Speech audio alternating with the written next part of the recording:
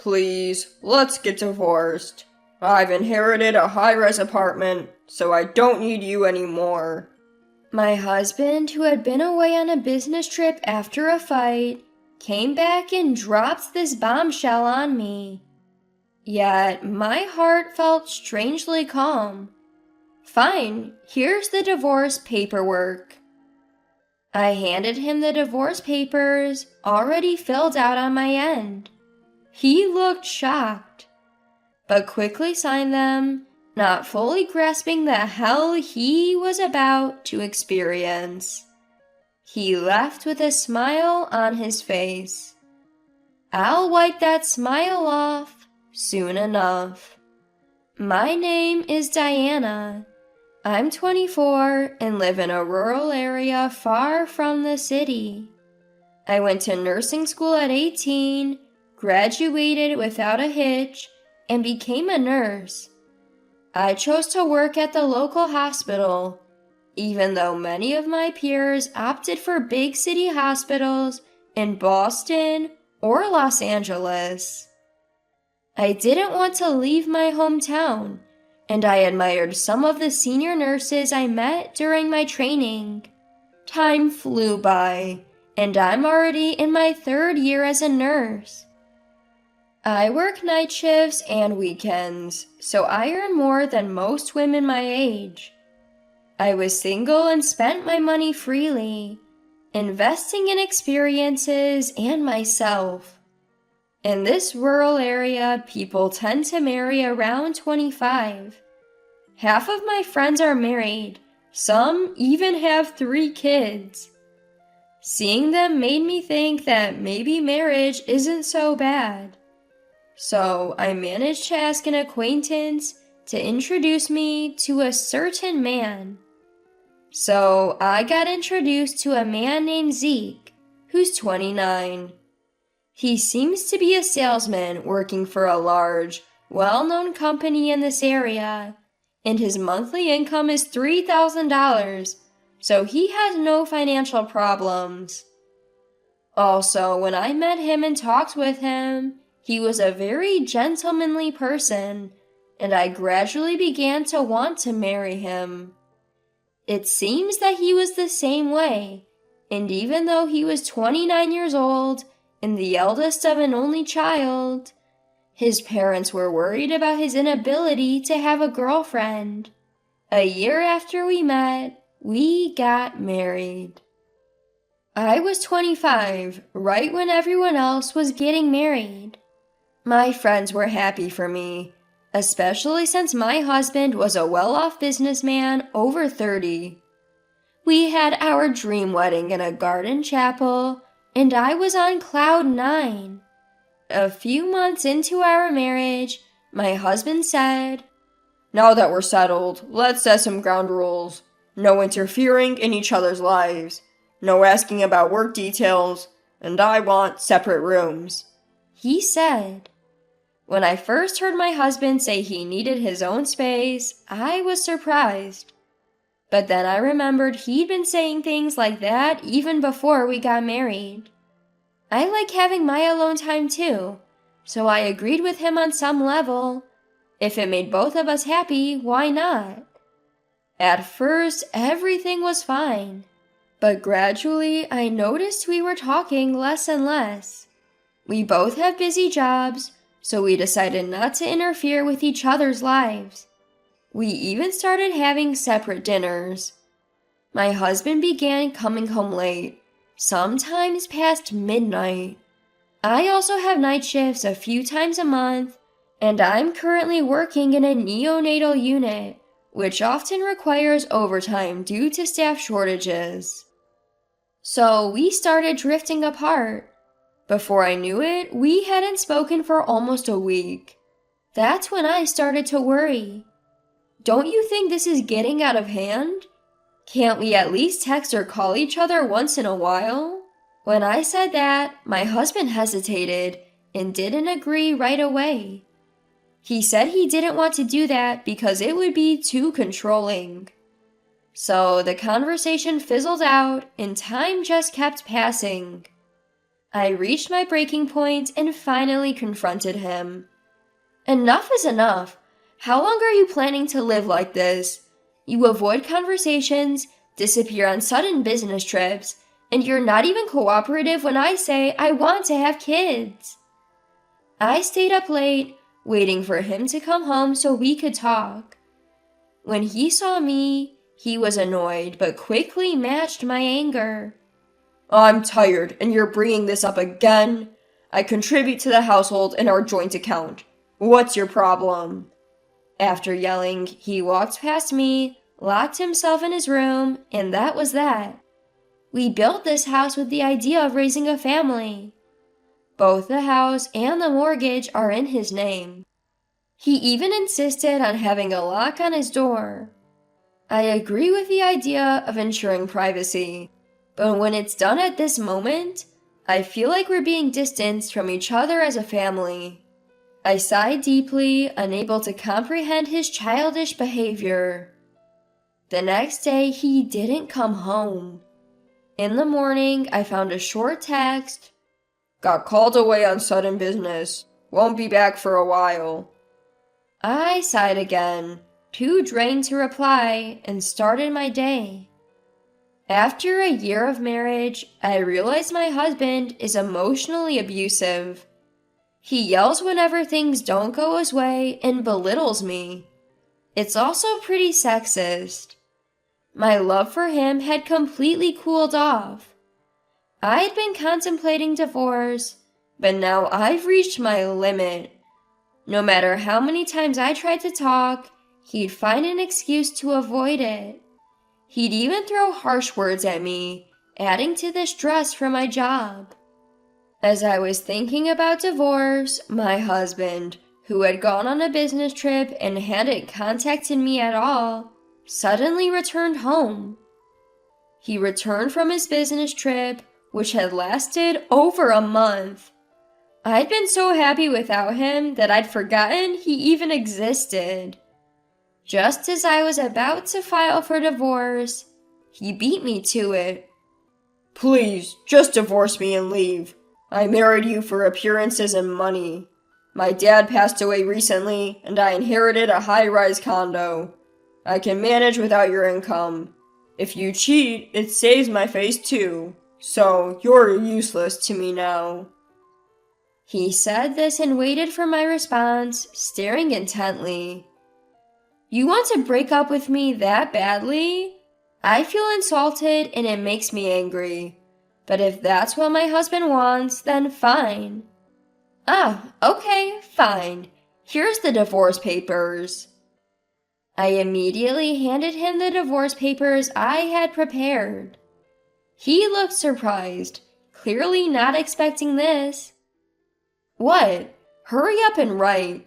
I've already filled out my part and signed it. I pushed the papers toward him, and he chuckled and signed without hesitation. After checking for any errors, I grabbed my pre-packed suitcase and said, All right, I'm leaving now, just like you wanted, and opened the front door. Suddenly, he panicked. Wait, when did you prepare all this? Are you really leaving right now? What about the house? I pointed to some documents on the table. Those were papers detailing how to change the utilities into my name and how we would handle things post-divorce. Let's discuss future matters through the lawyer whose business card is there. So don't call me personally, okay?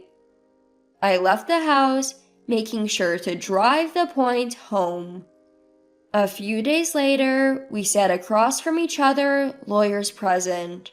My usually composed husband looked flustered and uneasy. He must have read the certified mail I sent. So, Zeke, let me make myself clear. I've got solid evidence of your affair and your ongoing emotional abuse, which I've recorded. So, you'll be paying me $20,000 in damages. He stood up abruptly, almost hysterical. When did you start planning all this? This is insane. I wondered what he was talking about. I had started investigating his infidelity 3 months ago. In fact, I had been consulting a colleague about him since then. She advised that if he was cheating, I could claim damages, so it was worth looking into. Although I hadn't seen any signs of another woman, I followed her advice and hired a private investigator, and the evidence just kept coming. I had tried to confront him several times but failed. The only time I could finally confront him was that night, but I had known about his infidelity for a while. I even hired the investigator again when his business trips conveniently increased. Turns out he was using the trips as an excuse to stay with his mistress, even pretending she was his wife at his stepfather's family funeral. So I knew exactly what he was doing while he was away on business. I also knew his stepfather had passed away, but since I wasn't invited and barely knew the man, I didn't attend. During this time, I learned from the investigator that my husband was planning to inherit and sell a high-rise apartment with his mistress. So I packed my bags right away. Certainly, my husband will bring up divorce. That's what I thought as I prepared the divorce papers and packed my suitcase. Surprisingly, I was spot on, and it was hard to hold back my laughter. His face turned pale the moment he heard it. Well, it makes sense. He had no secrets from me. So, you see, I knew all along. Will you be okay with that? Let's just settle on alimony for now, and then sell the house and car to divide the assets. Before I could finish, my husband interrupts. No way! I was planning to live in that house with her after kicking you out, and without my car, my job will be affected. So no, it's not happening. I was stunned but not surprised. My lawyer nodded and handed over the next document. My husband looked puzzled, so I explained. Those are marital assets we bought together. If you don't want to let them go for personal reasons, we'll calculate the selling price and I'll take half from our joint account. You're a salesman at a big corporation, and you can't understand a simple document? His face turned red with shame. He had no choice but to reluctantly agree and sign. In the end, he kept the house and car, but most of the cash went to me as alimony and asset division. He was left with just a few tens of dollars. We filed the divorce papers and became strangers. I was enjoying a peaceful life for a while, until a few months later, my ex-husband called. I ignored him at first, but he was so persistent that I finally picked up to give him a piece of my mind. Before I could say anything, he pleaded. Please, Diana, just lend me $1,000. Even though it's been a while, he's asking for money. I was about to hang up when he hurriedly continued. Actually, there are some issues with the high-rise condo, and I'm in trouble.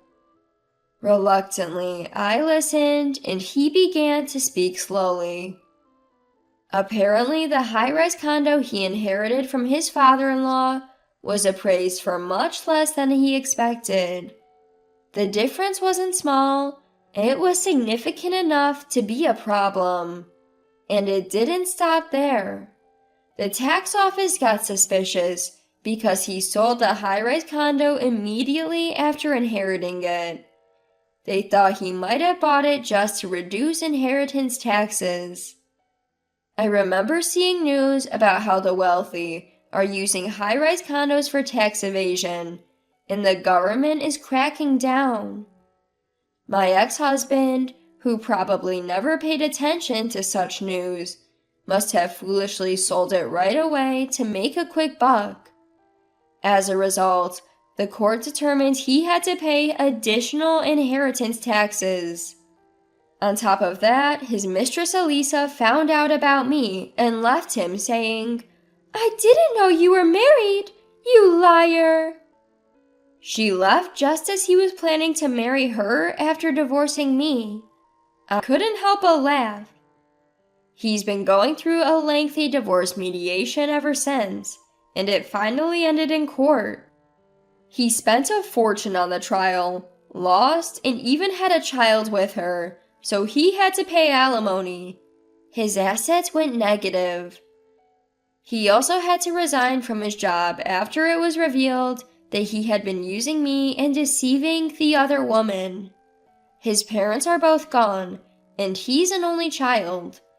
Even his relatives look down on him. He's in financial ruin due to massive debts and had no choice but to turn to me.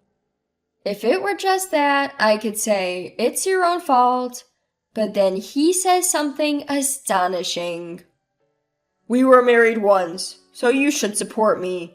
You've been ignoring all my messages, so you have some responsibility too, right? Is he trying to say that I'm also to blame? I'm not particularly empathetic, cute, or beautiful. Still, I thought it was absolutely wrong to be held responsible alongside such a lowlife. Enough! Who would support a man like you? You're an adult. Clean up your own mess. Aren't you ashamed to hear this from someone younger than you? I said that and hung up without listening to his reply. He kept calling, so I answered and said, if you call again, I'll report you to the police for stalking. And the storm of calls stopped. I wouldn't put it past him to show up at my house. So I moved to a secure rental condo and changed my phone number. He hasn't contacted me since. I later learned about his miserable fate through mutual acquaintances. Desperate for money, he resorted to theft. At first, he was shoplifting sandwiches from supermarkets and had been warned by the store manager multiple times. He didn't stop even after the police gave him a severe warning. He was supposed to have settled things with the supermarket after the police got involved, but my incorrigible ex-husband did it again. Of course, the supermarket was watching him. The moment he walked in, they kept an eye on him. And, as expected, he shoplifted again. This time, a young part-time female employee chased after him at full speed.